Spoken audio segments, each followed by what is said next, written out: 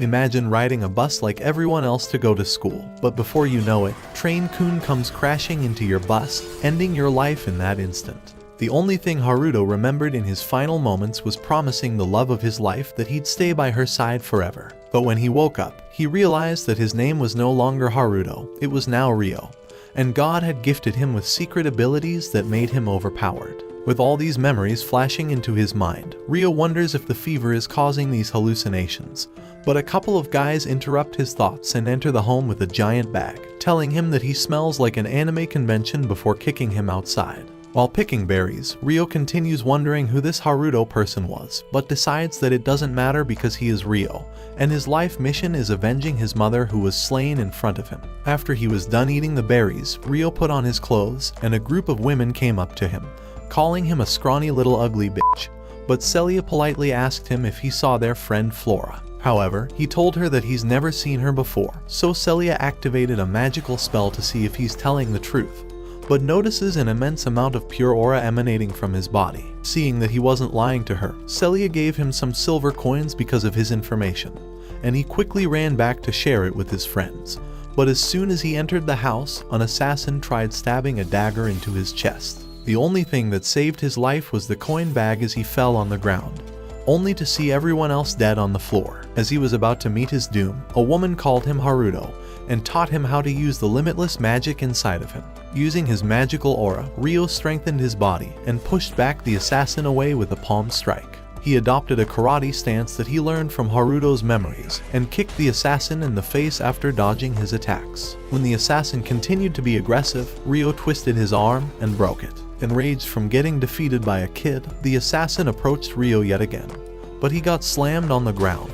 As he was about to finish him off, he heard the sound of a girl crying and realized that the item those goons were transporting was Flora. The princess begs him to save her from this mess, but when she saw all the dead bodies in the room, she fell unconscious. There was no other choice for Ryo but to help the poor girl, so he carried her on his back and took her back to the ladies that came looking for her earlier. Flora's sister Christina blamed Ryo for kidnapping her and immediately got aggressive towards him. She didn't even give him a chance to speak, and Vanessa held a knife to his face, ordering him to come to the castle to explain himself. The knights captured the assassin later, and a mysterious person ended his life before he would reveal anything.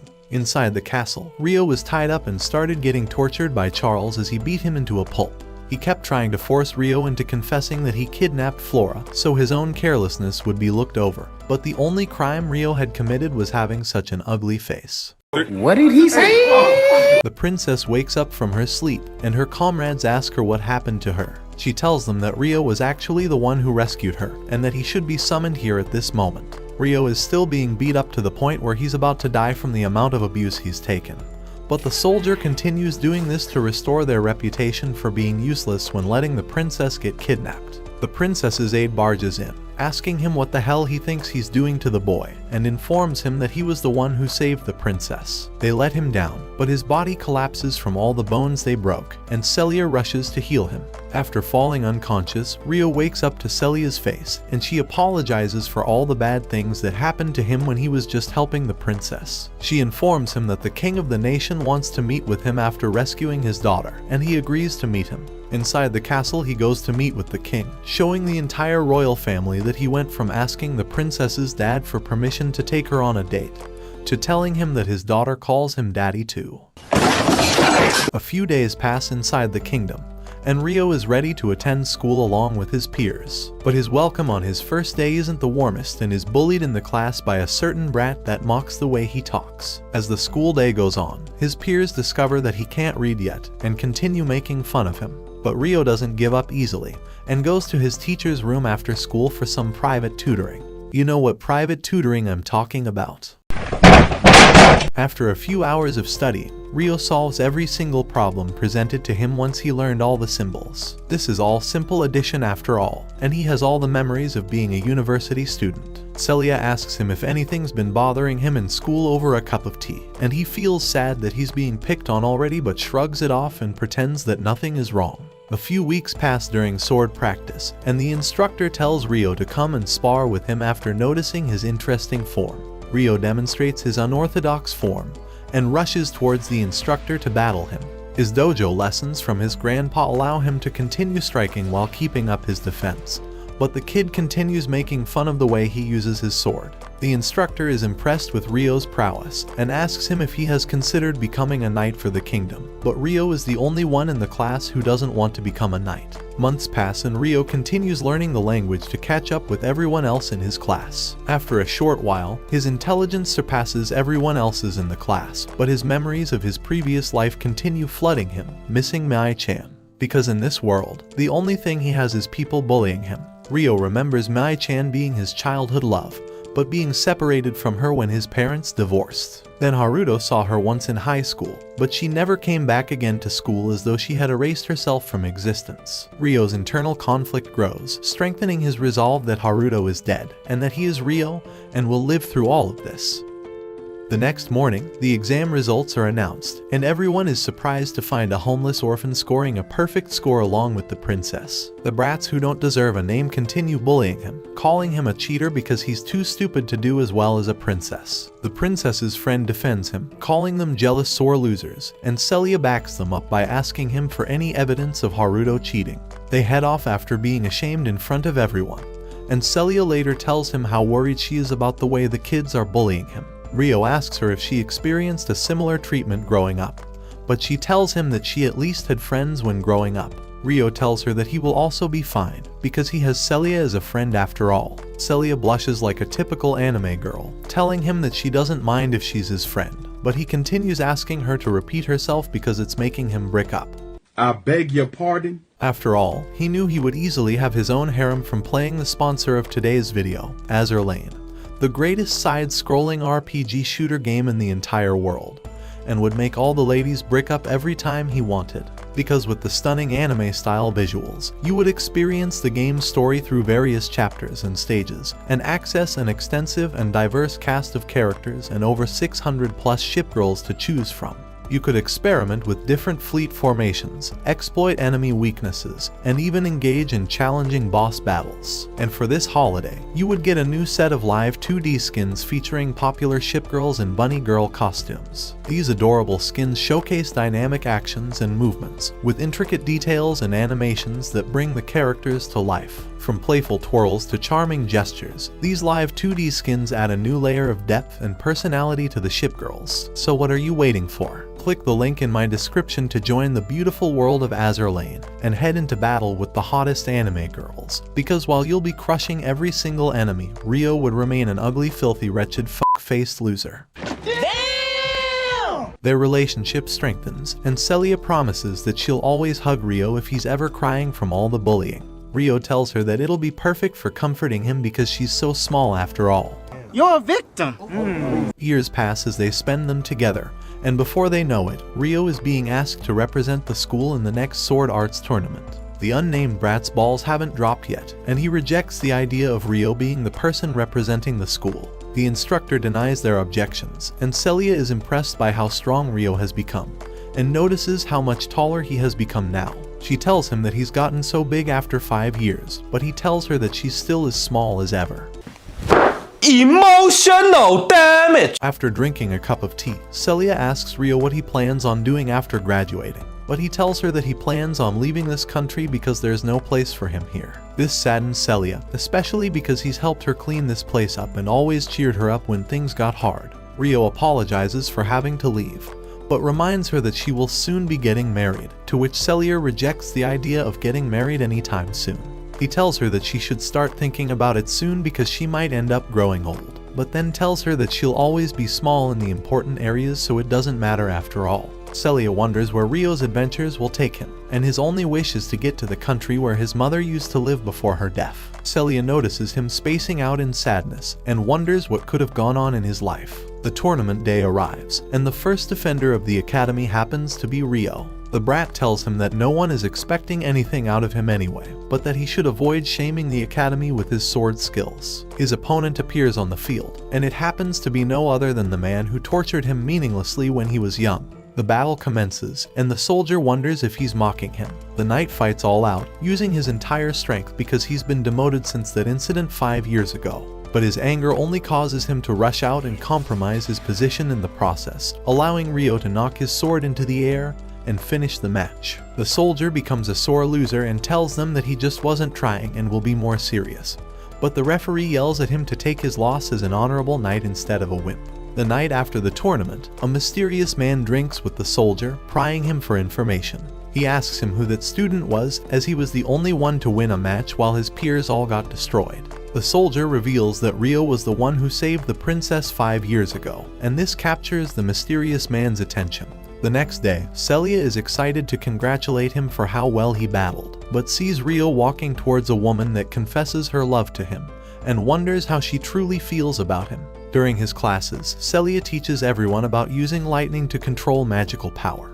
But the brat points out that they're only learning this because Rio is the only one who can't control any of his magical abilities. For all the crap he talks, he only is able to create a small orb of light, and Celia demonstrates to the class that you must be able to control multiple orbs of light at once to truly master it. Rio is impressed by her control, and wonders why he's only able to copy others' magic only after seeing it. After class, one of the brats comes up to Rio and tells him to stop seducing women everywhere just because he won by a fluke. Celia stands up for Rio, but the brat tells her that Rio's been flirting with her too. She denies this ever happening, but the brat tells him that his house will not stay silent if he continues playing with girls' emotions. The princess, Flora, sees this and is upset that he's being falsely accused. She blames herself for causing all these problems for him and wonders how she can repay him for rescuing her. A few weeks pass, and the annoying kid introduces the rest of his class to their class operation that they must complete for a high grade. He reveals that he's obtained classified information from upperclassmen, and has his friend make Rio carry all the luggage because he can't cast magic. Rio accepts without objecting, but Flora feels bad for him and asks him if she could help him carrying it. Rio stays a chivalrous man, and Flora feels bad for Rio constantly having to deal with all of this again. Goblins come to attack them, but the students fend them off without any trouble and make fun of Rio for being the only one who didn't do anything yet again. But what they don't know is that Rio is the only one who is able to notice the creepy man watching over them. As they reach the end of the path and think they are finished, they see a giant cliff before the finish line. But before they are able to understand their situation, a group of orcs come and launch their spears at them. Rio parries one of their strikes, but the brat gets slashed in the foot by one of their spears. The brat runs towards one of the students who pushes him off into the princess. Flora falls off the cliff unexpectedly, and Rio dashes towards her with his full speed, diving in and knocking her back onto the cliff to save her life. The orcs continue battling against the students, but they group up together to take care of the enemy in their way with their magical abilities. They eliminate the first horde of them and celebrate, but Rio wonders if he would be able to join them since he didn't take any fall damage using his mysterious magical abilities gifted to him. The students blame the brat for pushing Flora off the cliff, but the brat tries to blame Rio for being the one who pushed him and makes up a scenario to put all the blame on him. The rest of the students believe his story, even as Flora attempts to stand up for him. Rio realizes that even his wishes for graduating from this academy won't come true, and as Flora attempts to clear Rio of any of the blame, a giant beast comes flying above, blocking them from their exit. All of the students group up again and use their magical ability, but the giant monster knocks all of their magical weapons away and dodges any of their attacks. None of the students stand a chance against him, and as they run away to avoid their death, Flora is the only one staying back to heal one of her fallen peers. The beast comes from behind her, ready to finish her off. But Rio comes in to slash the monster in the last second. With his magical ability, he enhances his speed and agility, allowing him to slash towards the monster and dodge all of the attacks coming in his way. The monster jumps to the sky to prepare a strong slash, but Rio dodges it and continues his attack to hold the monster off. Rio parries all of the blows coming his way.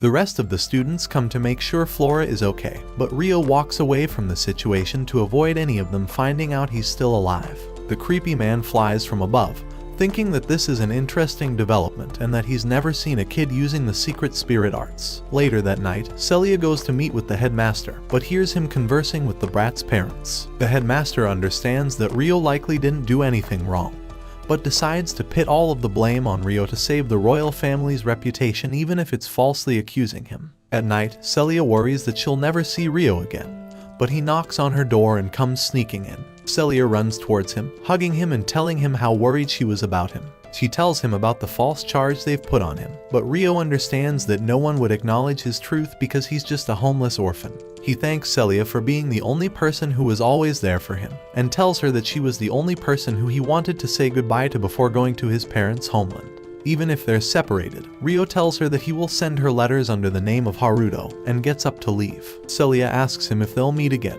and he tells her that he will definitely come back for her. She bids him a safe trip and cries as she patiently waits for all of his letters. During that night, the father of the brat commands a girl called Latifa to find Rio and kill him no matter how far away he may be. Rio dashes through the country at incredible speeds and jumps over any monster standing in his way. After 3 days of long travel, he makes it to the kingdom of Galark where the news of his crime hasn't reached yet. A mysterious girl walks behind him, and he feels that something is off in this town. Inside the town, a chef asks him if he would like to try any of the pasta that was invented by Lyslot, and Rio wonders how pasta has made it from his world into this one with the same name. Rio pays for a bowl, tasting the dish, wondering if this person is from the same world as Haruto. After asking the person where he could buy more noodles on his trip, the man points him to the guild's headquarters. A maid comes up to him, introducing herself as Lot and taking care of all of his needs throughout the day. Rio sends a letter to Celia, telling her that he won't be able to communicate with her for a while because he will be traveling throughout the woods. As he takes his leave from the city, the blonde girl calls Lot Lyslot, but Lot tells her to keep her true identity a secret.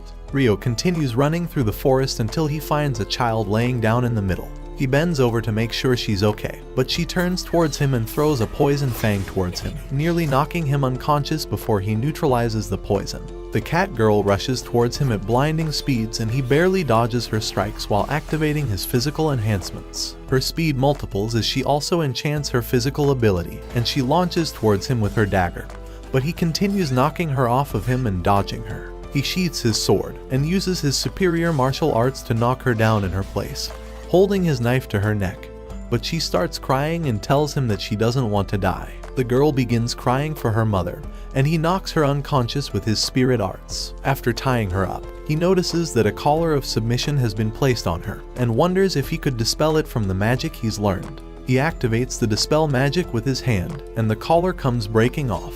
Inside Latifa's memories, she remembers being on the same bus and dying after the crash. Latifa woke up to the brat bullying her, telling her that she will become his obedient sister and call him her esteemed brother. She refuses, so he shocks her mind and forces her into submission. She wakes up from her evil dream, and Rio tells her that if she wants to live, then she shouldn't try to resist. Rio questions her and asks her who gave her the collar of submission around her neck. Latifa begins crying, finally realizing that the collar has been broken off of her and that she's finally free. Rio comforts her, and Latifa tells him that she's never known the name of her master, but tells him that her brother was called Stuart, and Rio realizes that the brat was the one who sent her after him. Rio asks Latifa if she still intends on killing him, but she tells him that she won't harm him. After releasing her, Rio tells her that she's free to do as she pleases, and that she should head away from him to find shelter in one of the kingdoms. However, as he walks away, Latifa continues following him and asks him if she could accompany him, but Rio warns her that she should be careful from a person that she just tried to kill. Rio tells her that he can't trust her, but Latifa tells him that he can put the collar onto her if he wants because she's more afraid of being alone. Reluctantly, Rio agrees to take her with him, and she finally tells him that her name is Latifa. They set off on their adventure together, and after a while, Rio cooks the noodles for Latifa, who recognizes this as spaghetti. He wonders how she could know the other name for pasta, and she tells him that she used to eat it, or so she thinks. After hearing her, Rio wonders if Latifa is from the same world as Haruto, and when she cries at night begging to go home, Rio hears her saying that she wants to go back to Tokyo, instantly realizing that this girl must be from the same world as Haruto. He comforts her during her sleep, and she wakes up next to him, realizing that he looks like the guy who was with her on the bus. After Rio wakes up, she asks him if she could call him Oni-chan, and Rio is confused, but decides that he will allow it if it will comfort her at least a little. After a few weeks of travel, they manage to make it to the giant tree that Rio was aiming for, but Latifa can't see it. They travel into the forest and spend the night in the wilderness. Latifa's nightmares scare her all night, so Rio uses his spirit arts to make her feel better once more. But after he does that, a group of 3 girls come to their hideout and begin attacking Rio. They discover Latifa sleeping with spirit arts around her and assume that Rio has kidnapped her. Without listening to anything he says, they restrain him and send a flow of electricity that knocks him unconscious in an instant, taking him away as their prisoner.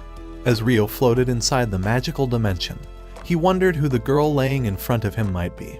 But she doesn't know her own identity either. However, she knows about Rio's real identity, saying that his real name is Haruto. He asks her how she knows about his past life, so she reveals that she's connected to him, and that she belongs only to him. Soon enough, she tells him that he'll find out, and hugs him before disappearing. Nee's voice begs him to wake up, but after he does, Latifa runs in and hugs him in tears. An elder of the village comes to apologize for the way they treated him, and all of the girls get on their knees to apologize. After setting him free from the locks, the elder explains that he will be meeting the other elders of the village tomorrow, but leaves so he can rest for the night. The following morning, Rio heads to the center of the World Tree and meets with the 3 leaders of the village. They apologize for the way they mistreated him and wish that he could find a way to accept their apology. His only wish is for them to take care of Latifa, so he asks if he could stay with her for the meantime, and all the villagers agree for him to stay living among them. Before he went on to leave, the Lady Dryas appeared, the spirit of the World Tree.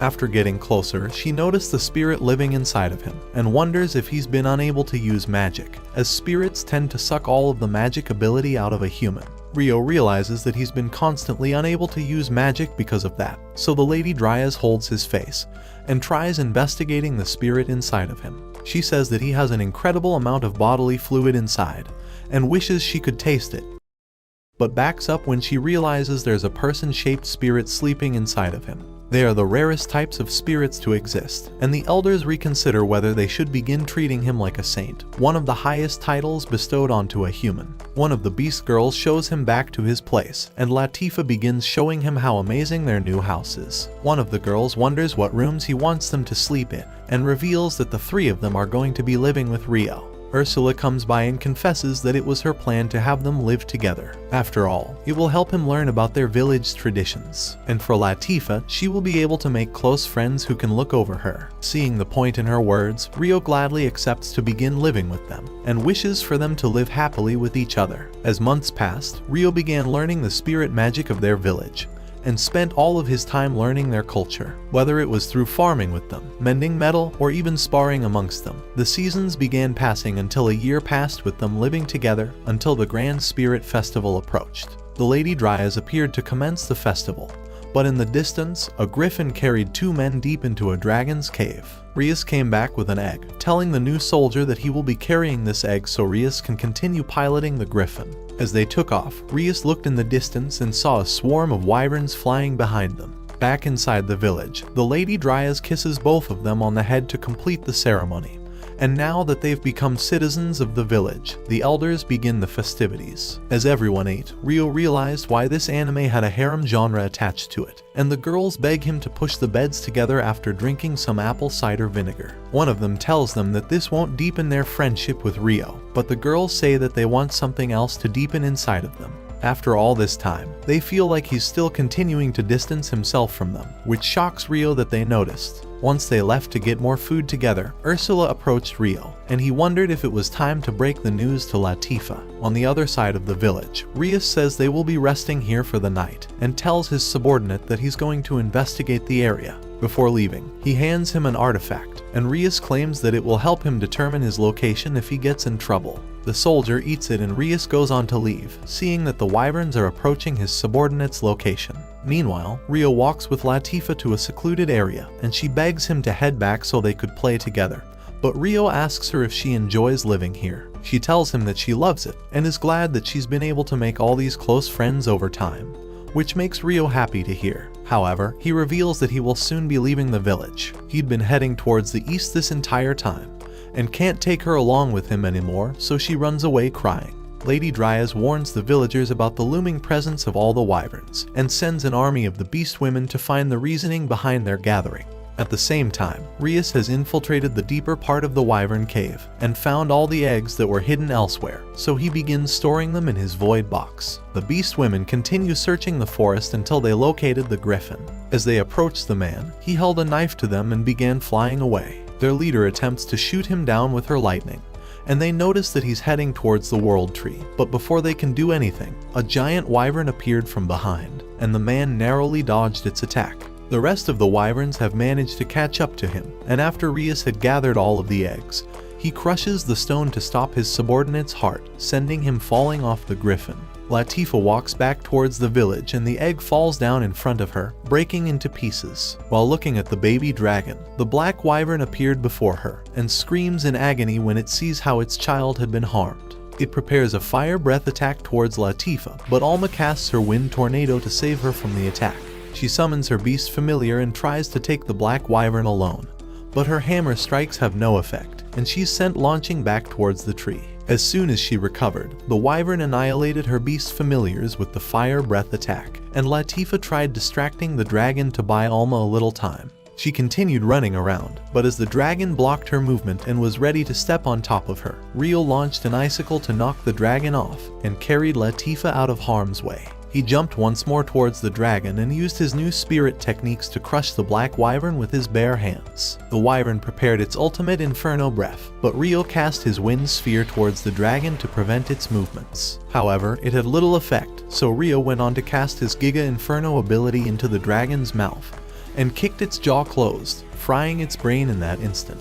After seeing their leader's defeat, the rest of the wyverns retreated. All the girls were shocked that he was able to defeat the black wyvern alone, and Latifa hugs him for saving her. The next morning, she apologizes for the way she reacted, saying she already knew this day would come, but she was scared he wanted to get rid of her. However, Rio comforts her and says he would never want to get rid of his little sister, so he reveals the real reason he's traveling east. Far towards the Yamago region, there was a land where his parents used to live, so he wants to finally make it there. This is the first time Latifa's learned anything about him, so she wants to reveal something about herself as well. Before she was born in this world, she had died before and reincarnated from a place called Japan.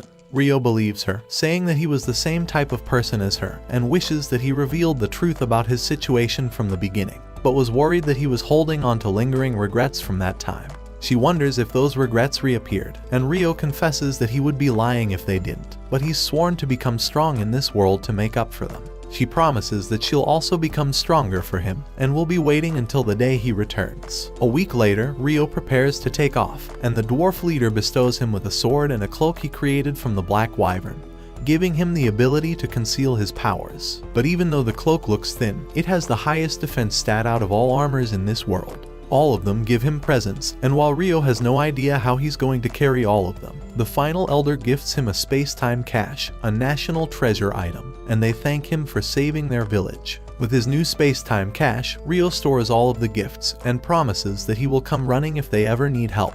All the girls wish him safe travels, and Latifa runs to hug him. He prepares to take off and begins flying away, but Latifa begins breaking down in tears. After 2 weeks of lurking in the village, Rio hadn't found any clues about his mother or father, so he decided to meet the villagers. 2 of the girls greeted him while watering the plants, but when Seiyo saw him, she felt water coming out of a different type of can. Uri took him to her grandma's home, and Yuba wondered if he's from a different country with the strange outfit he's wearing.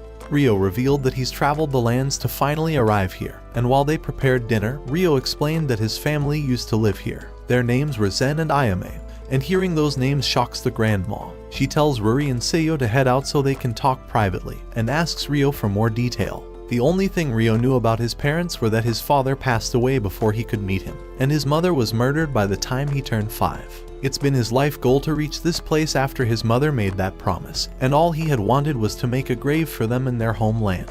After noticing his resemblance to them, Yuba uncovered that she was his father's mother. She thanks him for coming, but says they'd already made graves for them, so she takes him to their burial sites. Rio gets on his knees, letting his parents know that he finally made it here. As he paid his respects, his grandma explained that both of them had to escape from the country secretly, but she cannot be the one to expose the truth about them. However, if he's willing to stay here with her, he may be able to learn more about them. Her only relative now is Ruri, which happens to be Rio's cousin, and in Alabama, you know what that means. She walks off and tells him to enjoy his peace here. The following morning, Rio wakes up early to start helping out, but the Alabama plot development begins sooner than expected.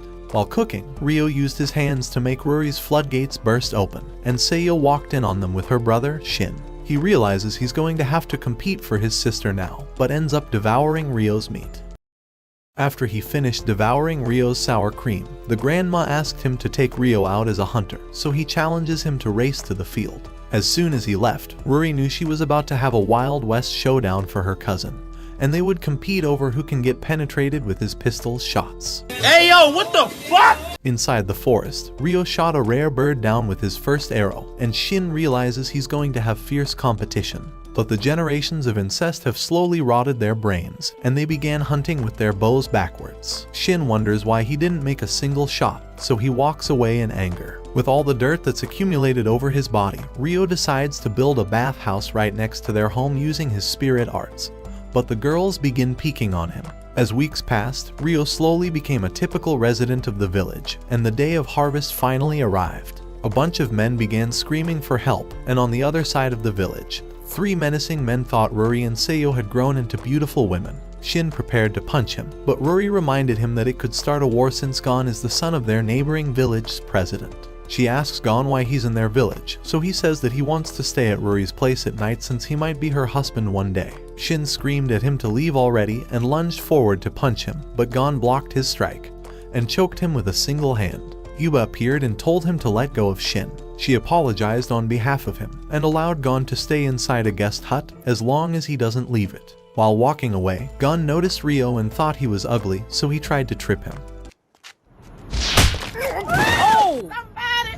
He needs some milk! Yuba told everyone to stay on guard for the night, but since Shin lives alone with Seiyo, he begged Yuba to take her in for the night, and she agreed. Before they went to sleep, Ryo asked them to put a protective amulet in the corner of their room for the night. Inside Gon's hut, his lackeys were impressed at how well he destroyed his own cart, and Gon tells them that they're going to enjoy their little visit tomorrow. By sunset the next day, Ryo was training his Giga Chad body, and told the girls that he could hear their floodgates bursting from a mile away. They wonder why he's been training relentlessly, but Ryo thinks it's a little embarrassing while remembering his promise to me. His goal was to one day become strong enough to protect the girl he cared about, but worries that she might be with someone else at this point. Seiyo heard those words, and sadness grew inside of her heart. At night, a man entered Seiyo and Ruri's room, but the amulet activated. He began shutting Ruri's mouth, and when Seiyo was about to scream for help, Gon threatened to harm her friend. However, his lackeys were beat up, and he saw Gon on top of Ruri, reminding him of the way his mother was murdered. Ryo's anger grew,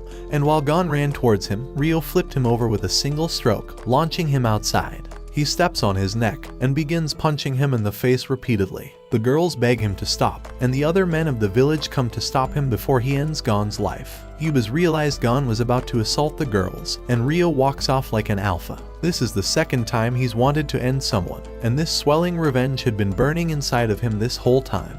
But without him noticing, he had been pulled towards Haruto's identity. His resolve had weakened, but this drive for revenge makes him feel like he won't be any different from the man who ended his mother. The following morning, Lord Hayate, a messenger from the kingdom, appeared to collect taxes and deliver Gon to prison. Yuba asked him if he could take a letter to an important person inside the kingdom, so Hayate promised to deliver it, and took off with Ryo. Several days later, the team made it to the capital. After they sent Gon to prison, Ryo walked around town with Seiyo, and one of the merchants suggested he buys a gift for his cute girlfriend. Seiyo tried explaining that they weren't dating, but the woman said they looked so cute together, so they should get a souvenir to commemorate their visit. Ryo asks her if she would want anything, and the woman tells Seiyo to get on both her knees to thank him. Ryo thanks the woman for the smooth layup, and Seiyo sees a cute flower petal that she puts into her hair. He thinks it looks beautiful on her, so he buys them from the lady. And before they left, the merchant told her to fight her hardest for him before a different girl steals him. In the center of the town, a man was trying to develop some anime plot with a girl, and tried running off with her, but Ryo used his martial arts to knock him down and save the woman. Her guard ran over to protect her, but Ryo ran away when 12 appeared. The girl's father, Goki, heard of the news and told Hayate about it. Hayate wondered if it had anything to do with the letter Yuba had sent for him, and seeing the words inside shocks him. With his hands shaking, he wondered if Hayate has met a man called Ryo. While walking back home, the man greeted Ryo and asked him for a moment of his time. Inside their house, they revealed that they had known his mother, the former princess of this nation. 20 years ago, their kingdom was at war, and his father was the greatest soldier that ever commanded the allied forces. Seeing his talent, the king entrusted him with the protection of his daughter, and before long, he showed her his legendary Excalibur. But their peace didn't last, and when peace negotiations began, the opposing kingdom requested Rio's father to be executed, and for his mother to be married to their prince. These disgusting circumstances were the reason his parents ran away, and the king couldn't do anything but watch his daughter escape their home. Goki begged Rio to meet the king and queen of this nation, his grandparents from his mother's side. Rio thinks it over and agrees. In the morning, the king and queen are shocked to finally meet their grandchild and think that looks just like his mother. Rio feels that the queen looks just like his mother and is glad that he can finally reinvest in his Alabama bloodline. They ask him about his mother and father, but Rio doesn't have many memories of living with them. He was too young to ever meet his father, but he remembered his mother being the person who never stopped smiling. However, all of that ended when he was 5, because a person named Lucius continued helping them after his father passed away. On that fateful day, his mother had left the house and told him not to open to strangers, but when Lucius came, Rio opened the door since he'd grown up with him. But he slyly smiled and kicked Rio towards the chair. There are snakes masquerading as humans in this world, the man revealed, and his mother came to see the way he was hurting her son. He grabbed onto her and stabbed her. That was his last memory of her, and he started living in the slums until he was 7. Regardless of what's happened, he will never be able to forgive Lucius. Even if revenge wouldn't bring her back, with his hands, he promises to end the man. His grandfather understands his resolve, but wishes for him to train for a while under Goki. He's the strongest warrior in the entire nation, and hopes that this will prepare him for his fight with Lucius. Inside the manor, both of them prepare to spar against one another, and Rio leaps towards his opponent to strike down. Goki evades in the last moment, and they strike against one another. None of Goki's strikes are able to pierce through his defenses, so he prepares a magical energy attack. This is his secret technique, the first blade air slash, and Rio defends it with his water magic, blinding his opponent to rush forward and end the match. The king is impressed and thinks that training won't be necessary after all, but Rio thanks them for their consideration and hopes to one day introduce them to his cousin. All of them head back to their village, but when Ruri wondered where Rio went, Seiyo pointed towards his family's grave. In order for Rio to continue living, he can't run away anymore, so he promises to accept what's ugly inside of him to protect those he cares about. As the seasons began changing, Rio understood that he needed to leave the village soon,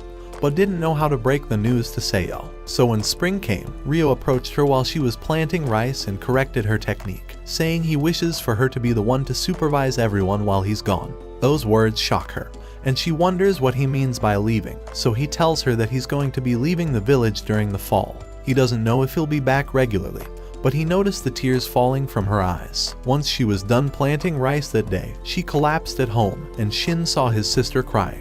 He asked her if something happened, and wondered if it was Rio who caused her to cry. She told him he didn't do anything wrong, but she's sad because he'll be leaving the village soon. After that, Shin tried to cheer his sister up by bringing her gifts, but all she could think about was how to become stronger so she could accompany Rio on his travels. By day, she would work and stare at him, and at night, she would practice her swordsmanship techniques just to become slightly stronger. Before long, the annual festival was finally here, but while everyone was enjoying their time together, Seiyo asked if she could have a moment of his time. The real reason she called him here was to confess how she felt, and says that she's in love with him. Those words left Rio speechless, and he apologized, saying he can't return her feelings. She asks him if it's because they're not blood related, but he tells her it's mostly because he'll be leaving the village soon. She begs him to take her with him, revealing that she's been working every day for 6 months so that she doesn't drag him down. She's willing to do anything, even reincarnate as his sister, but Rio tells her that even if she did all those things, she's still ugly. What did he say? Those words crushed Seiyo and she began crying, but she held his hand and begged him to just stay close to her. However, Rio apologized and walked away. She continued crying, and Rio noticed Shin's presence and apologized for the way he treated his sister. Eventually, the day of his departure arrived, and Rio was ready to set at the break of dawn because of his long trip. Before he left the village, he saw Seiyo waiting for him at the exit. Goki had approached her and asked her if she loved Rio enough to cast away her own village. Seiyo hesitated, but said she would do anything to stay with Rio. So before he left, she wished him to take care of himself and promised that she's going to work really hard and says that she'll become stronger by the time he comes back. She waves him off, and Mr. Steel Yo's sister nods his head towards Shin and leaves. It was the 999th year of the Holy Era, and Rio had finally made it to the World Tree. Latifah ran to hug him right away, and during dinner he told them about the family he met and all the things he learned about his background. The elders wondered how long he's going to stay here, and Rio revealed that it'll only be for 4 more minutes of this recap because their village is the most boring part of the series. Never mind, this has become the most plot-filled part of the story. The girls wonder why 02 is laying on top of him, and Latifah wonders how the she's in this anime. But Rio doesn't have any idea himself, so he asks her how she came here. The girl opens her eyes and says she's a spirit, the one who formed a covenant with Haruto. She sits on his bed, but all of her memories appear to have been erased. She has no memory of any of the times they've been together and doesn't even know her own name, but wants him to name her. She tells him that she exists for him, calling him Haruto. The girls wonder why she's been calling him Haruto, and Rio tries to buy some time to come up with some bullshit excuse. He tries telling her to call him Rio, but she begins communicating telepathically with him and says she knows everything about him, even the number of sperm cells circulating at any given time, because she's going to suck them out. The girls tell him to ask Lady Dryas about her appearance, so Rio tells her to get up, but sees the greatest plot in all of anime. With her magical abilities, she changes her outfit. While gracefully standing, Rio notices the beauty emanating from her, reminiscing about me. He decides to name her Aisha because the image of spring appeared in his head when he looked at her. The girls think her name is beautiful, and Latifah wonders if this would make them sisters. Back at the village council, the Lady Dryas appears and finds it a mystery that Aisha had lost all of her memories, so she asks Aisha what type of elements she's best at. Aisha says she's mastered all of them, especially the sloppy toppy technique, shocking the entire room. To demonstrate her ability, they head outside so they could determine the power of her abilities. Rio throws a rock to begin the match. Immediately, Aisha vanishes towards him, and he narrowly evades. Her kicks match Rio's techniques, and she parallels all of his movements in close combat, so he backs off to build some distance. He leaps towards the sky to try his aerial tactics, but her strength nearly breaks his arm off. As soon as he landed, he casted icicles towards her, but she disappeared and reappeared behind him, casting her own icicles towards him. She continued mirroring all of his techniques, so Rio eventually casted a tornado. However, she casted one spinning in the opposite direction, and the Lady Dryas ended the match before they destroyed the village. They now believe that Aisha truly has mastery over all the elements, but the Lady Dryas says she will begin teaching Aisha how to control her powers. The elders welcome her to their village, and she thanks them. They hold a festival to welcome her, and she begins learning how to control her magic with Rio. After a short while, Dominic shows him the portable house he's built, and Rio is glad that he's finally going to out of this village. Latifah is saddened when hearing those words, and while the other girls walked away, one of them begged him to spend some time with his little sister before leaving, so they decided to do it the same way all siblings do in an anime, inside the f***ing hot tub. Last time this didn't end well. Latifah wonders why Aisha kept calling him Haruto, so Rio reveals that it used to be his name before he reincarnated. She was excited when hearing that, because she used to take the school bus, and he was the person that she wished could be her brother every day. Rio wonders if that meant she was in the bus crash with him, and her silence reveals the truth. But as sad as it may be, she's glad she was right about him being the best brother. He promises that he'll come back to her once he's done, so she asks him if there's anywhere else he needs washing. What do you mean by that? The following morning, the elders give him some gifts before departing. One of them is a compass that will always point back to this village, and the other gives him a device that will allow him to change his hair color so he can remain undercover wherever he travels. Before leaving, Rio asked for the others to take care of Latifah while he was gone, and took off. While they flew away, Rio told Aisha that they're headed to see Celia because he hasn't been able to communicate with her. Inside the capital, Celia was staring at the letter Rio left for her, and wishes she could just talk to him once more. But Charles has finally found her, and asks her if she's been preparing for the night when they will finally be united. In the year 1000 of the Holy Era, Rio was finally back inside the town he grew up in, and activated the device so he could change his hair color. Throughout the night, he tried sneaking into the school he used to attend, and went down to the basement so he could enter Celia's study room. All the memories of the last time they saw each other resurfaced, but after he confidently entered the room, he noticed that it was completely empty. Wondering what could have happened to Celia, Rio decided that they should cast an illusion onto a different researcher and ask them what happened. inside a random professor's room. Asia appeared from behind and casted a hypnotizing spell onto him. Rio walked in and asked about Celia's location, so the man revealed that she's inside the royal palace. Tomorrow is her wedding ceremony, and the man she will be marrying is Lord Charles, the same man who tormented Rio throughout his childhood. After their kingdom suffered a crushing defeat to the Proxia Empire, the House of Duke Arbor barely managed to commence negotiations of peace, and the head of their house was Charles. The old royal family was forced to flee the capital, and Charles chose to unite his power with the House of Clare. But in order to do so, Celia must be married off to him.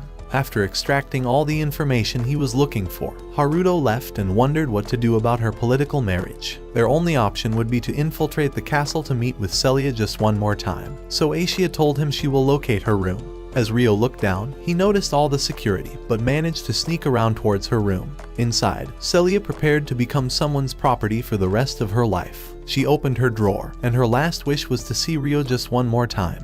But after all these years, she had lost hope in ever seeing him again, and drew the letter towards the flame. The door creaked open, and Rio told her to be quiet, revealing that he had finally came to see her, just as he promised. Without a second thought, she ran towards him and hugged him, feeling like it's not a dream anymore. He told her that he missed her, and she noticed that he's grown taller, but Rio said she's just as flat as ever. Yo, that one there was a violation. Personally, I wouldn't have it. She screamed at him for still being a bitch after all this time, but she's glad to see how strong and gallant he's become. She began preparing tea so they could drink it just like they always used to, but Rio asked her about the marriage, wondering if it's truly something she wanted, especially since the man she's going to marry was Charles, the evil man who tortured Rio. She tries to pretend that she's wished for this marriage, saying that Charles is chivalrous and kind towards women, but Rio knows she's lying. However, she yells at him to marry her instead if he thinks she's lying, and to take her somewhere far away, and to spend the rest of his life with her. Those words shock Rio, but she goes on to say that she was just joking, and begs him to forget what she just said. She tells him not to come to the ceremony because it would be embarrassing, and tells him to leave before the guards arrive. She drags him out of the room, and collapses after she closed the door. Once he left the castle, Celia thought she was glad that he kept his promise, but she knew that she couldn't let him get caught up in this. Above the castle, Rio began wondering how he could discover the true purpose of this marriage, and Asia promised to help him.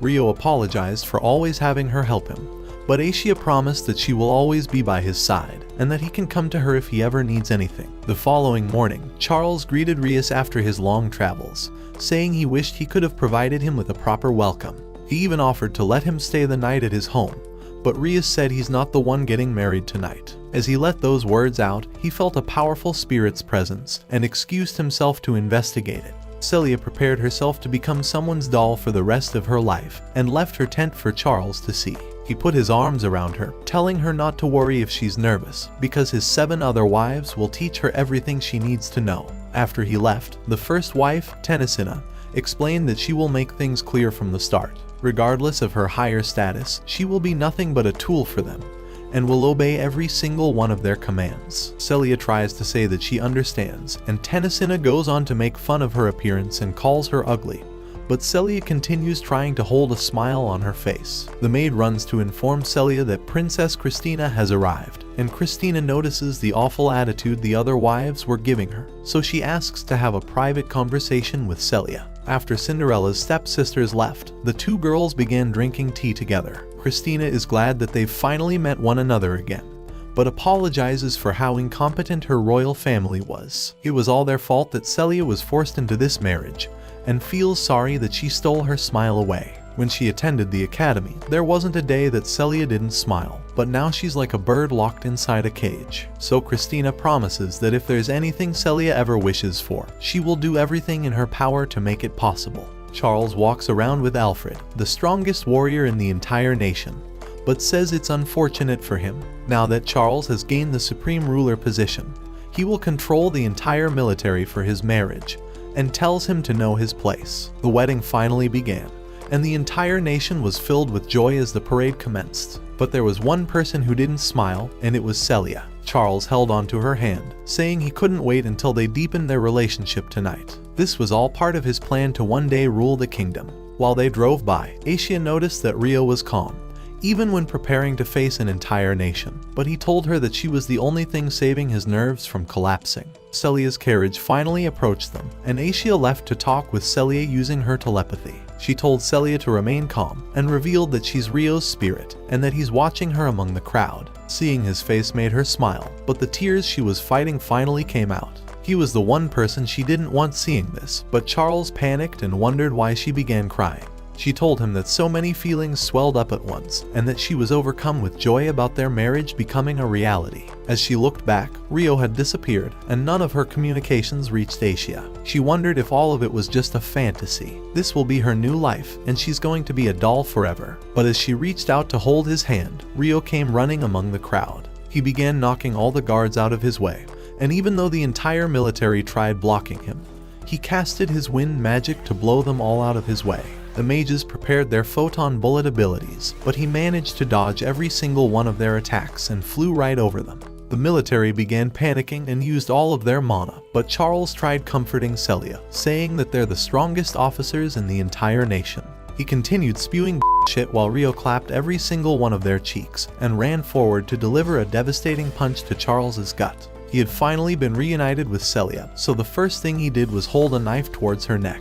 While everyone was frozen in place, he began telepathically communicating with Celia, telling her that this was part of his plan. Charles began struggling, but Rio told him to be quiet before he crushed his spine in front of everyone here. He promised Celia that this is all an act. The only reason he's fighting the entire kingdom is because he wanted to ask her one last time if this marriage was her will. She told him that she's already agreed to this marriage, but Rio asked her once more if this was truly her will. He's realized that she was probably threatened into this marriage and promised that if she wished for it, he would put an end to this wedding right now. She calls him a control freak, but he told her that he's a dominant straight out of 50 Shades of Grey. To him, she means the entire world, and can't stand losing what's important for him because he'd regret it for the rest of his life. He'd already experienced it once before, and knows that he can't ever get back what he's lost. There's still time for her to change, because the future he sees for her will be one filled with misery underneath a selfish imbecile. He asked her once more if this marriage made her happy, and she went on to say that her own feelings may cause problems for everyone else, so she doesn't know if it would still be right. Rio doesn't know the right choice either, but if this wedding was truly the right choice, then she wouldn't have this sad look on her face. He promises once more that he'll make her wish come true as long as she doesn't give up. She asked him what he would do if she didn't want to get married, so Rio revealed that he would take her and run away from this kingdom.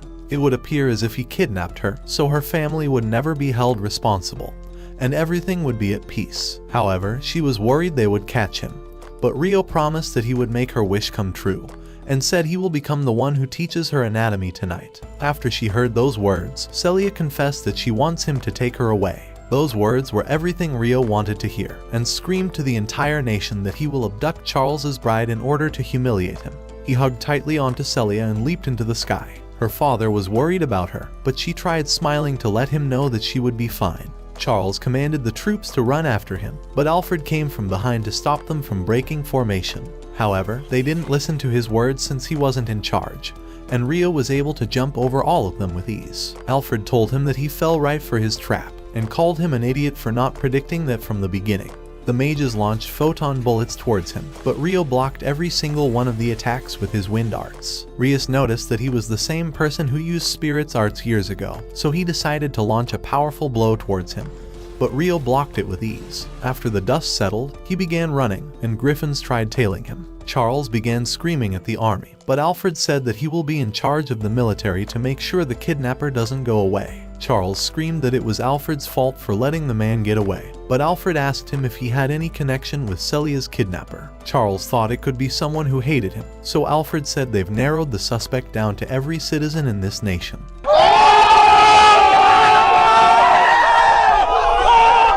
Charles got clapped and screamed at Alfred to take care of this issue already. Rios wished he could get involved in this interesting turn of events, but with everyone's caution, it would be suspicious if he managed to slip away. Rio continues running over the homes, and warns Celia that he will be running faster to escape the griffins. She thought the vibration from his leg strokes were rough, and told him that he can go faster just for now. After a while of them chasing him, Rio leaped down into an alley and handed Celia off to Aisha. He told Celia that he was planning on distracting the army while she escaped with Asia, but promised that he would catch up with them outside of the kingdom. He leaped above the homes, but when the soldiers noticed that Celia was missing, they launched a signal flare for the other soldiers to surround the area. However, this was all part of his plan, and he wanted to draw the attention of the entire army to this area. The mages began firing down towards him once more, but Rio managed to dodge all of their attacks as he leaped from building to building. The soldiers from below tried preventing Celia from escaping, but Rio leaped down and began knocking them out one by one with his legs. The rest of the army appeared, and the griffins continued raining their magical attacks toward him. While he was distracted, 2 soldiers tried fighting him, but Rio took care of them with ease and began holding off their entire army. After he'd eliminated everyone standing in his way, Alfred appeared, and Rio remembered exactly who that man was. He told all of the troops to clear the area before they were harmed, and faced off against Rio. Immediately, he rushed forward, but he barely managed to hold off Rio's attacks. Even with his speed, Alfred wasn't able to land a hit onto him. But Rio noticed that his sword was enchanted with a powerful spell that shook the ground beneath him. His superior martial arts allowed Rio to gain the upper ground, but he continued barely surviving. However, Alfred took a step back and rushed forward, nearly piercing Rio's eyes out with his speed. But Rio spun around to leverage his momentum into his attacks, and striked him with his fist. Alfred was confused why his opponent wasn't using his knives, but promised to put an end to this fight.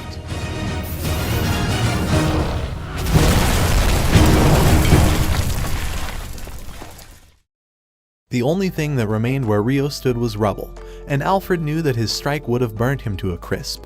But he had an odd feeling that his strike didn't make contact, so he sent the rest of the soldiers to look for him.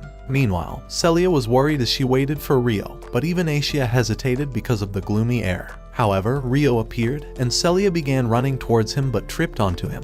Rio said her fall would have had more cushion if she grew in the important areas. Even though he roasted her, she was glad that she was finally going to live dedicated by her own will.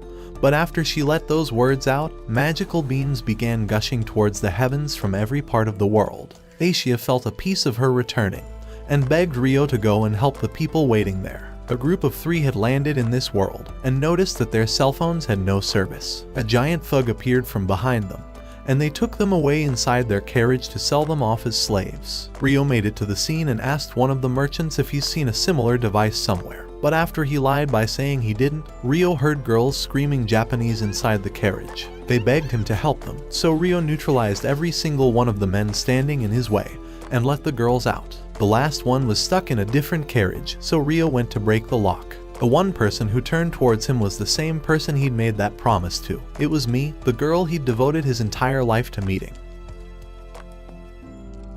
Because in the previous world, Haruto and me had been neighbors, and even though they separated on the day Haruto's family were moving away, they had promised to marry each other when they were older. However, by the time they got to high school, me had dumped his sorry ass, but when one loser named Takahisa tried escorting her home, Satsuki appeared to ruin his hopes, reminding him that he was betrothed to her already. As they left the school together, ignoring Haruto's pathetic face, they had met Haki and Masato. When Satsuki began suggesting they celebrate their entry into high school, magic circles had surrounded them. So as Takahisa and Satsuki were teleported away, Haki, Masato, and me were teleported together. It was at the same time that magical beams were gushing towards heaven from every part of the world, and when Asia sensed Mi's presence, she had immediately asked Rio to save them. At the same time, Masato and the girls were wondering where they were, but when Mi tried using her Google Maps, she realized that her phone had no cell reception. It was at that moment the ugly giant appeared behind them, but Haruto had followed Ashia's directions to find them. When he first arrived at an area of spatial magic and had spotted a cell phone, he wondered what was happening. However, Haki and Masato were being dumped inside a cage with other slaves, but when Mi tried asking the leader to release them, she realized the ugly wrong combo-eyed freak didn't understand her words, and dragged her off to be his new wife. Luckily, Rio had noticed the smoke from their camp and decided to check it, but when they pulled mats over the cage, Rio asked to know if they saw anyone who dropped the phone. The ugly leader told him that they saw no one, but even though Rio knew he was a lying ugly piece of shit, he thought it wasn't smart to randomly start a fight. However, when he began hearing a screaming voice and one bandit tried shutting her up, Rio realized it was Japanese, and revealed that they were the ones he was looking for. Wondering how he understood their words, the leader commanded his men to kill him, but as they surrounded Ryo, he activated his magic and blasted the ground. As the commander released photon bullets, Ryo dodged the attacks, and as he dodged another's strike, kicking him away, he knocked off another. He originally intended to take the leader hostage and conduct negotiations, but with the weird-eyed loser already surrounded, Ryo decided to draw his blades. Immediately, he parried an enemy's attack, slicing across his shoulder, and as he knocked another to the ground, the commander released a bunch of fireballs on him. Just then, he parried off Ryo's blades. But as Ryo leveraged his distraction to punch him in the gut, he kneed him in the face and stabbed his shoulder. At that moment, the weird-eyed stain wet his pants, but as Ryo activated a fire magic that burned off his glove, he commanded him to release the abducted children. After Haki and Masato were freed, they discovered that Ryo understood Japanese, but Masato told him that the last one of them was inside a wagon. Using magical waves, Ryo easily dismantled the lock, but when he saw me for the first time, the sight of her face left him in shock, and he wondered how she got here. A few minutes later, while they were heading away, Ryo told Aishia to meet up with them before sunset, but Haki, Mi and Masato were enchanted at the sight of the setting sun. As Mi decided to thank Ryo for saving them, Ryo revealed that he actually intended to ask them a question. So as Mi introduced herself and wondered what his name was, Ryo told them that he was currently going by the name Haruto. Mi recognized the name, but when Haki nearly got angry, Mi decided to calm her down, but Ryo remembered her as Haruto's sister. He thought they had a lot of resemblance, but when he wondered if his name was weird, Masato asked why he didn't have a family name.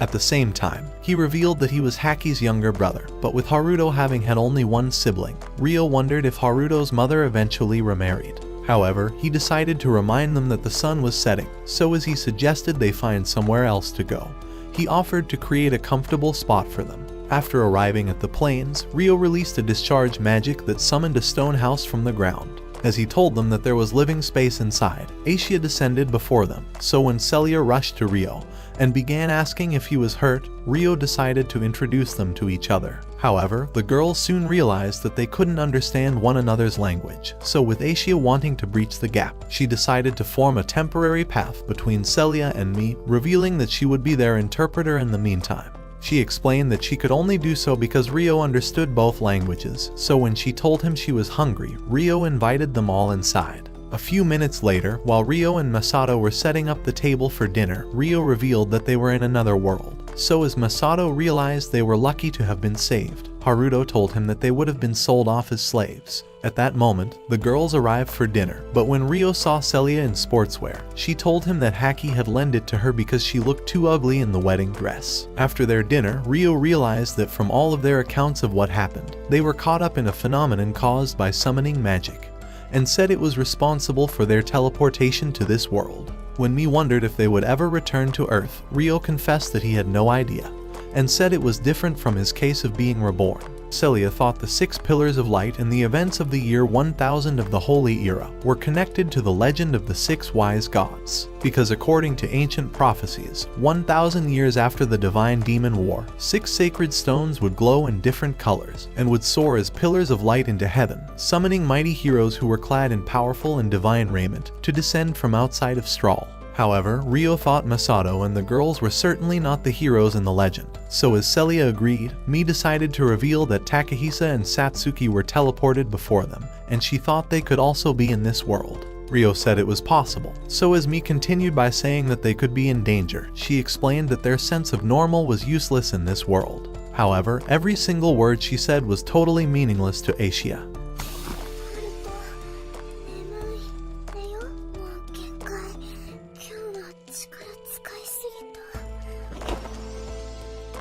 As Celia's floodgate was released, she tried asking what they were doing, but Aishia said she was replenishing her magic. However, her words only made Celia feel worse, but as Aishia revealed that she always slept with Ryo. I beg your pardon?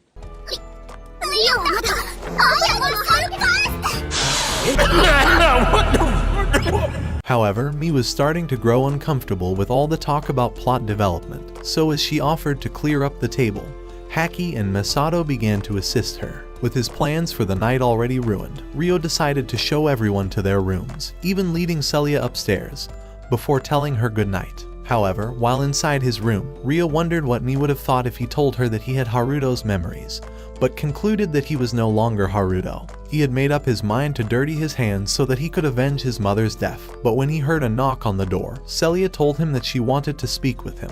As they sat at the table, Celia wondered how he met Asia and demanded to know about his past life. So with Rio willing to reveal it, he began explaining that he had the memories of another version of him, and as he revealed that he was from the same world as Mii and the others, she realized it was the reason why he understood their language. As Rio went on to explain that he first regained his memories when they met, he said he was previously named Haruto, and Celia revealed that she had thought he was too mature for a little boy. Meanwhile, in the kingdom of Beltrum, Charles was still angry at losing his fiancée, but as one shit-mouth loser named Rias continued teasing him about her kidnap, Charles told him to shut his wretched hole because he was certain that the abductor had been obliterated by Alfred's attack.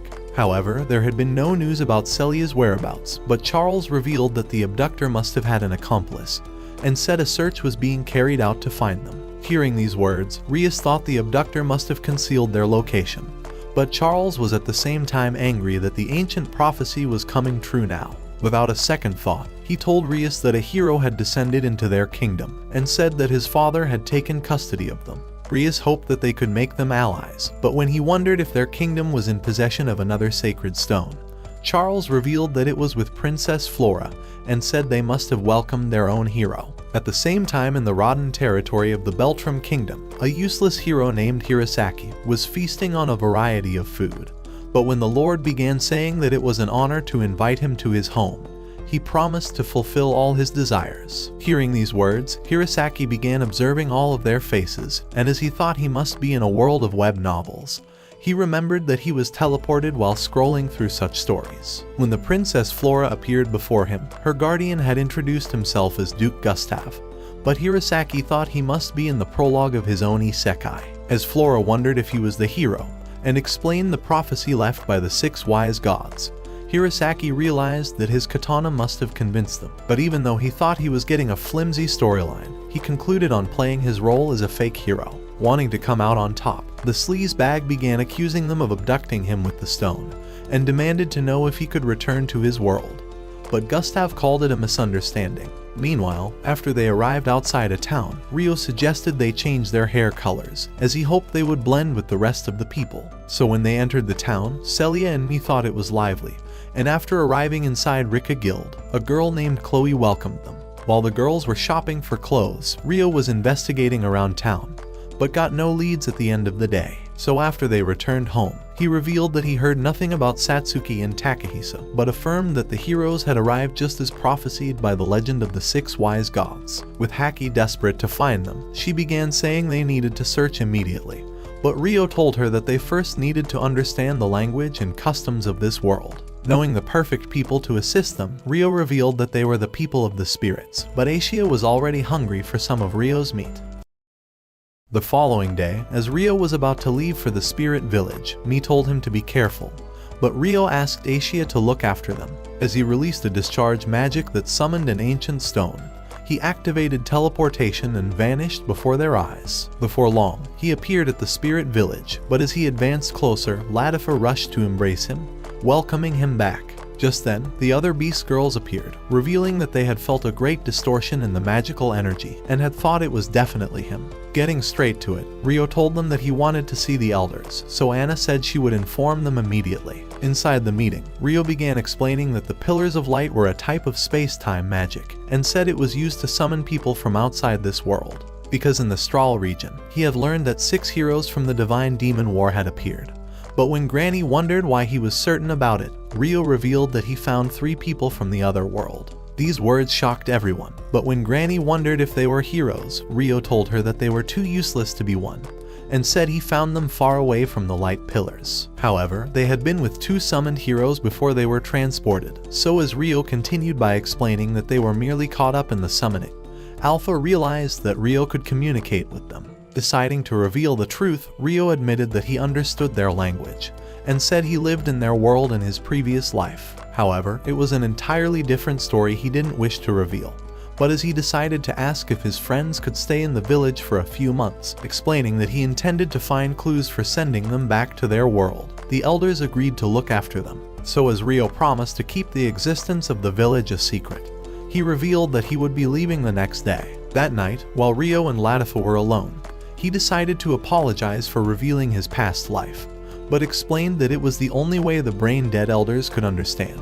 When Latifa wondered if she should also reveal her secret, Rio told her to save her boring story. But as he noticed she was sad, he began telling her that she would always be special to him, and reminded her about his previous life. As he explained that the person he loved the most as Haruto was in this world, he said that even his little sister was teleported here, and even though he had not revealed that he had Haruto's memories, he thought they were better off not knowing.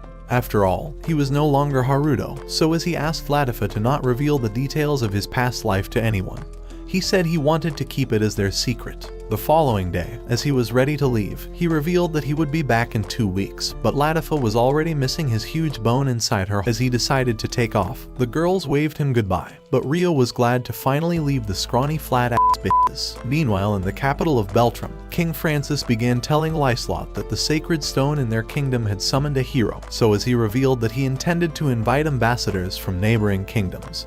He said he planned to hold a soiree to present the hero. As he asked her to deliver his invitation to the ambassadors, Lyslot accepted, but with the king having discovered that the heroes introduced themselves with their family name first, he thought they must have all been summoned from the same land. Wanting to show Lyslot their hero, he asked Charlotte to show her the way, and within a few minutes, they had arrived at the hero's room. However, when they went inside, Lyslot realized the hero was Satsuki. Inside the forest, Rias had created a group of revenants, and as he commanded them to search the forest, he told them to find anyone who had a large quantity of magic. Meanwhile, in the stone house, Celia was teaching Masato the straw language, but his worthless brain didn't understand squat.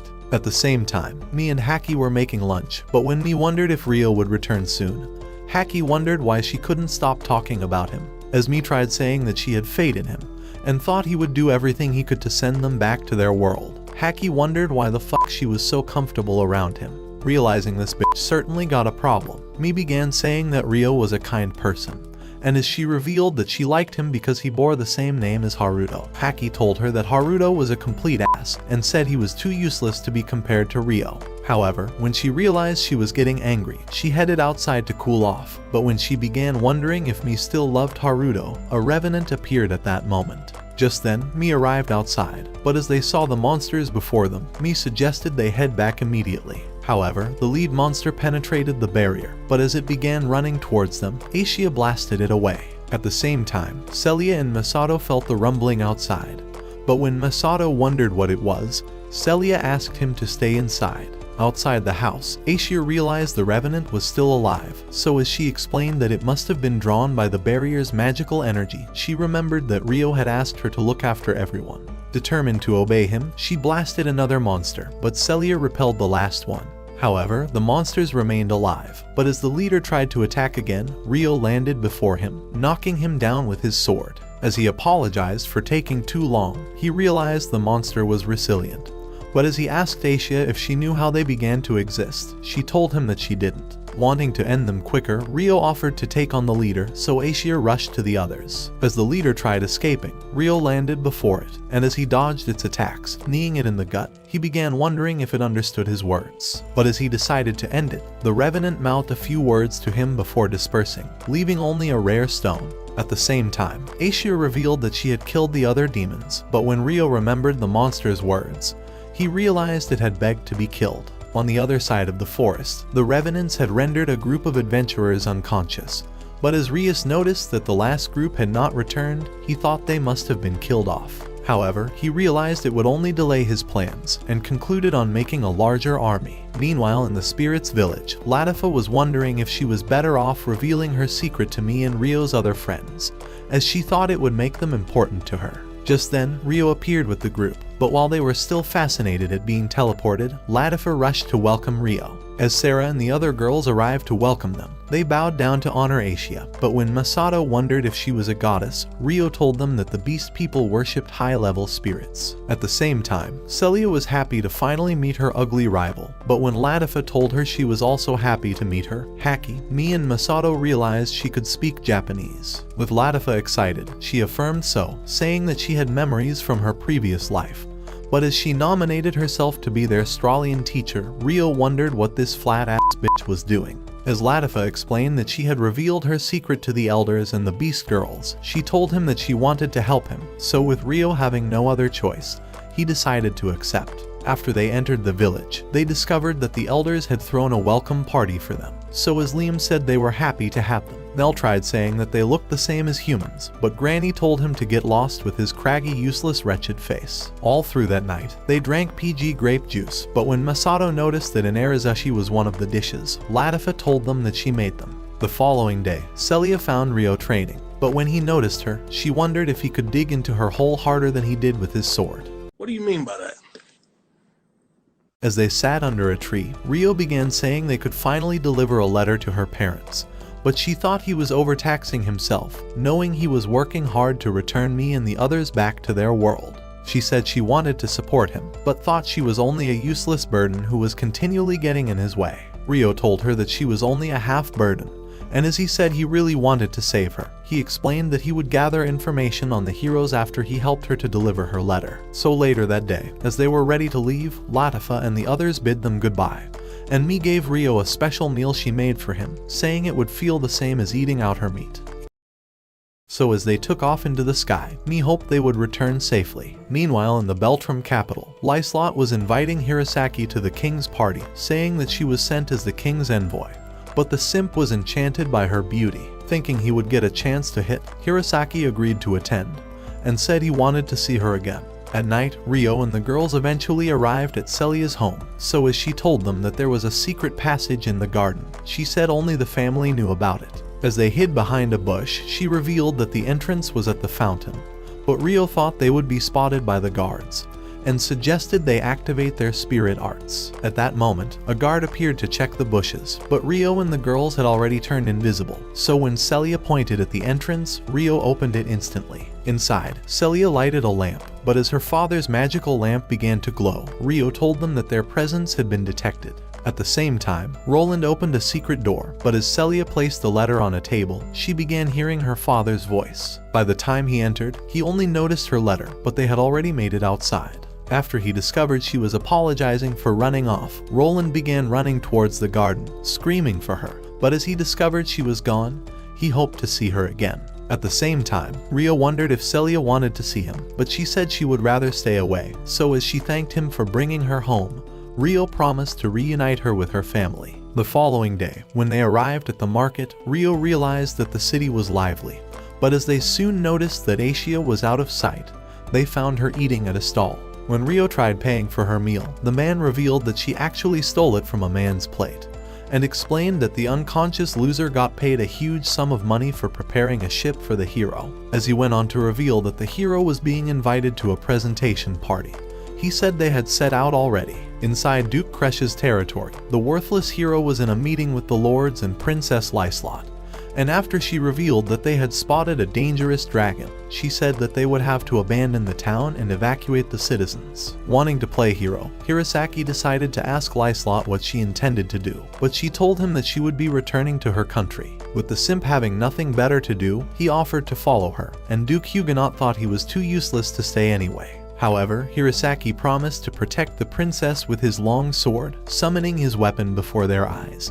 But Lyslot wondered if his other weapon was even longer. The following day, as they began their journey through the forest, Arya noticed monsters in the area, and commanded the soldiers to form a battle formation. Immediately, they activated the carriage's defenses, but while Hirosaki wondered what was happening, Arya revealed that there was an incalculable number of monsters hiding in the forest. At that moment, the soldiers noticed them, but as Arya wondered how they appeared so suddenly, the monsters began hurling stones at them. Inside the carriage, Hirosaki had nearly shat his pants, but the maidens cast barriers to repel the stones. At the same time, Arya offered to take charge of the forward defense, but when 1,000 monsters appeared ahead, she directed the maidens to lower their barriers and attack individually. Activating magic cannon, Arya consumed the demons before her and rushed to annihilate the rest of them. So as Maria directed the other maidens to handle the demons on the other side, she told Chloe to stay behind the knights, and enhanced her physical ability to join the battle. All the while, Rias was watching them from above, and as he noticed Arya, He concluded on exploiting their defense weaknesses. Meanwhile, Hirosaki was growing restless inside the carriage, so when a heavy weight landed on top of it, the scaredy pants decided to summon his blade and headed outside with Rona. Having no other choice, Lyslot decided to follow the loser, but activated a magic barrier. As she came across the useless coward, he wondered if they could win the battle, but Lyslot thought they would make it through. However, Hirosaki was getting sick of this crap-ass world, and wondered why he was so useless even as a hero. But Lyslot rushed off to heal the wounded. Using her magic, she began healing the first soldier, but when Aria decided to give her a report of the battle, Rias noticed she was advancing to the rear and thought his diversion was successful. Just then, a huge monster emerged, and as Rona revealed that it was a minotaur, she said it was a legendary monster that raged during the Divine Demon War. At the same time, another minotaur appeared in their rear, and as the sight made Hirosaki fall on his ass, Aria discovered she was surrounded, but managed to dodge the beast's attack. Before their eyes, the second minotaur knocked off the carriage, but when it tried to catch Princess Flora, Lyslot managed to save her. So as the beast raised its sword to end them, Rio sliced off its hand, and with a single kick, he pierced its body. When Flora saw him on the sword's hilt, she remembered he had saved her in the same way several years ago, but when the other minotaur began charging, Rio rushed towards it. As their blades clashed, Rio repelled it with a whirlwind, sending it sliding through the forest. However, another emerged from the smoke, but as Rio vanished from its sight, he easily obliterated it. With the monsters vanquished, the soldiers began celebrating their victory, but when the Duke and princesses appeared before him, Rio recognized Flora. As Lyslot thanked him for saving them, she introduced herself, but Rio told them that his name was Haruto. Even so, Flora was growing curious and decided to ask if they had ever met, but Rio told her that it was impossible, and said he was a random traveler. Just then, the moron with low-budget eyes appeared, introducing himself as a hero, but when Rio realized he was Japanese, he told him that it was a pleasure. He had figured he was the person he was looking for, so when he realized his opportunity to acquaint himself with one of the powerful nobles in Galark, he asked to join Lissolet's escorts. Noticing the carriage, he offered to fix it, and remembered how he spotted them while they were flying across the forest. Before long, Rio was done repairing the carriage, but Maria appeared with a drink, telling him to taste her sweet juice. But Rio could only notice her huge Meanwhile, the Duke was wondering how they would move the giant sword out of the way, but as Hirosaki realized his opportunity to show off, he lifted it off the ground and tossed it away. Rio thought his magic was amazing, but the moron sneered at him as he passed. Meanwhile, in the spirit village, Masato, Haki and me were still taking Straw language lessons. But during their spirit magic training, Haki discovered her magic was failing and wondered why she was no good. As she decided to take a walk, she remembered when she played together with me and Rio, but had watched him get taken away after their parents separated. The memory made her hate her brother, but as Latifa spotted her, wondering why she was alone, she suggested they head home together. At the home, the Beast Girls decided to reveal how they first met Rio, saying that they had captured him after a misunderstanding. However, when they revealed that Rio had called me in his sleep, me and Haki wondered what it meant. But the Beast Girls noticed their awkward silence. Inside the Imperial capital, Emperor Nidal was revealing his plan to start a war with the Beltram Kingdom. But as Charles appeared, he told Lucius that he was ready to put their plans into action. When Lucius wondered what his plan was, Charles revealed that he wanted to kidnap Princess Flora. Meanwhile, Rio had successfully escorted Lyslot and her party to Galark Kingdom, and Aria offered to show him to his lodgings. But a few hours later, he rejoined Celia and Asia at a restaurant, and revealed that they would be staying in this city for a few days. Afraid his identity would eventually be uncovered, Celia suggested they leave. But Rio told her that he wanted to establish a good rapport with Lyslot. He thought it was his best bet at getting a chance with Hirosaki, but Celia warned him to not let down his guard. That night at Lyslot's mansion, she wondered why Hirosaki couldn't save them from the Minotaurs, but Duke Huguenot told her that the loser was lacking practical experience. However, he thought it was dangerous to send the moron off to battle to build experience, so as he revealed that he would have him fight mock battles with the knights, he said it was his best way to gain experience. That same night, two losers arrived at an establishment, but when the receptionist told them that the VIP area was booked, Alphonse commanded that the customers be kicked out, but the man told him to kiss his ass. Meanwhile, in the private area, Rio was dining with Celia and Asia, but as Alphonse's ugly sidekick forced his way inside, he told Rio that they were knights in Duke Huguenot's party, but Rio remembered them as the bullies who made fun of him at the academy. Even so, he decided to apologize and offered to leave the room, but as Alphonse thought it was his lucky day to kick ass,